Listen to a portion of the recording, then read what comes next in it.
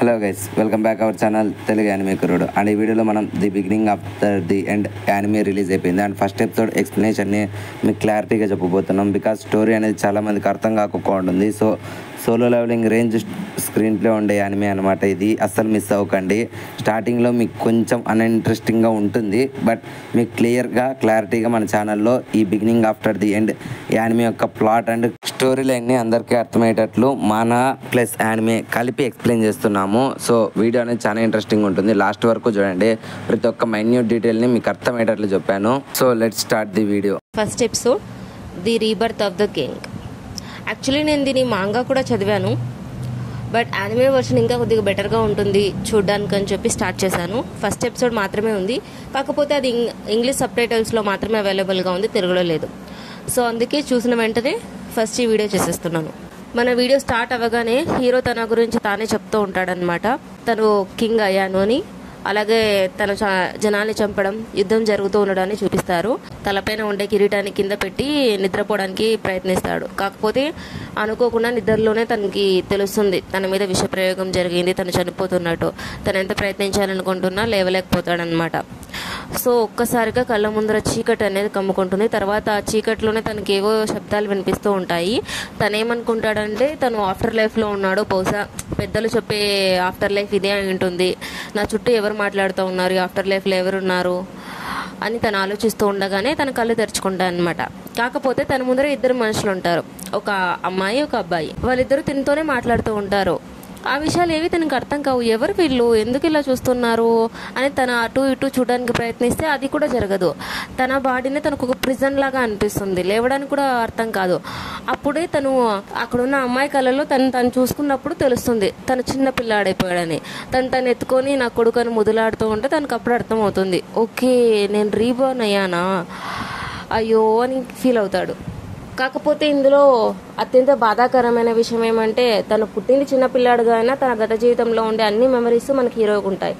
So ఆ memories కారణంగా తను దేన్ని మర్చిపోలేకపోతాడు, అలాగే ఈ జీవితాన్ని అడాప్ట్ చేసుకోలేకపోతాడు అనమాట.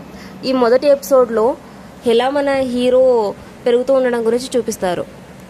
తను అదే జ్ఞాపకాలతో ఎలాగైనా సరే తిరిగి మళ్ళీ నేను నా జీవితంలోకి వెళ్ళాలని అనుకుంటాడు. కాకపోతే తన చుట్టూ ఉన్న వాటిని అర్థం చేసుకోవాలి కాబట్టి రోజు రోజుకి ఇంప్రూవ్ అవుతూ ఉంటాడనమాట. కాకపోతే తను ఏం చేయడానికి ట్రై చేసినా కుదరదు, ఎందుకంటే తను ఇప్పుడు ఒక చిన్న పిల్లాడు. తనలో ఉన్న ఆత్మ మైబీ పెద్దదై ఉండొచ్చు, కాకపోతే తన బాడీ అందుకు సహకరించదు. మన హీరోకి వాళ్ళ అమ్మా నాన్న ఆర్థర్ అని పేరు పెడతారనమాట. ఇక్కడ హీరోకి చిన్నగా అమ్మా నాన్నల ప్రేమ అనేది ఎలా ఉంటుంది అని అర్థమవుతూ ఉంటుంది. కాకపోతే కొన్ని నెలలు అవ్వగానే మనవాడు లేచి అటు ఇటు నడవడానికి ప్రయత్నిస్తాడు, అది కుదరదు. కాబట్టి రెండు కాళ్ళతో పాకుతూ ఉంటాడు. అనుకోకుండా తను వాళ్ళమ్మ పని చేసుకుంటున్నప్పుడు లైబ్రరీని చూస్తాడు. లైబ్రరీ అంటే పెద్దది కాదు, వాళ్ళ ఇంట్లో కొన్ని పుస్తకాలు ఉంటాయి. సో తను అక్కడ కొన్ని పుస్తకాలు పర్టికులర్గా ఆ రాజ్యానికి సంబంధించిన వాటి గురించి తెలుసుకోవడానికి ఉండే పుస్తకాలను తీస్తాడు. అక్కడ ఇప్పుడు తను ఎక్కడ ఉన్నాడు అనే విషయం, రాజ్యం గురించి ప్రతి విషయం తెలుస్తుంది. అంతేకాకుండా ఇందులో ప్రజలని రెండు రకాలుగా డివైడ్ చేస్తూ ఉంటారు. మన హీరో ఆ బుక్లో ఇప్పుడు ప్రస్తుతం తను డార్క్ కింగ్డమ్లోనే ఉన్నాడనే విషయాన్ని అర్థం చేసుకుంటాడు.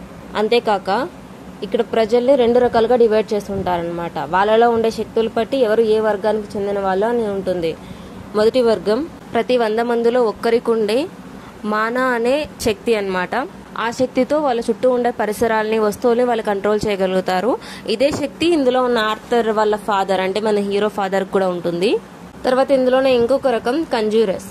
వాళ్ళు మానా శక్తి ఎవరిలో అయితే ఉంటుందో వాళ్ళని ప్రొటెక్ట్ చేస్తూ ఉంటారనమాట. వాళ్ళని ప్రొటెక్ట్ చేయగలిగే శక్తి వీళ్ళలో ఉంటుంది, అంటే హీలింగ్ పవర్ అనమాట.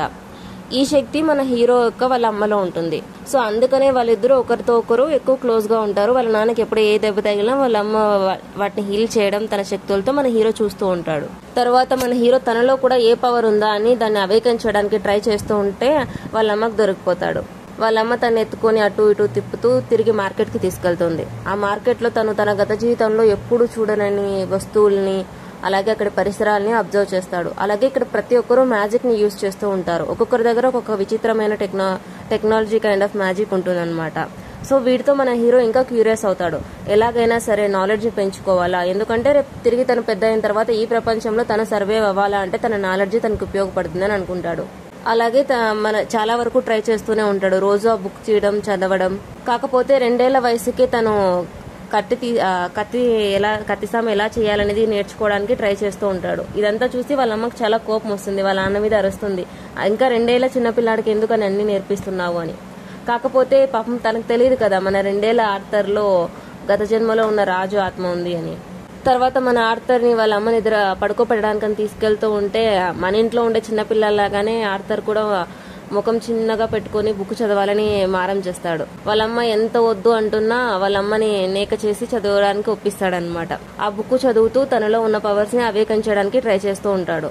అవేకం చేస్తాడు కూడా. తన శక్తులతో మొత్తం ఆ ఇంటినే పేల్చేస్తాడు. వాళ్ళమ్మ వాళ్ళ నాన్న బయట ఉంటారు, ఏదో మాట్లాడుకుంటూ ఉంటుండగా ఇల్లు పేరుపోవాలని చూసి అక్కడికి పరిగెత్తుకుంటూ వెళ్తాడు మన ఆర్థర్కి ఏమైందో అని. కానీ ఆర్థర్ తన శక్తులను అవేకం చేసి గాల్లో ఎగురుతూ ఉండరని చూసి వీళ్ళిద్దరూ ఆశ్చర్యపోతారు.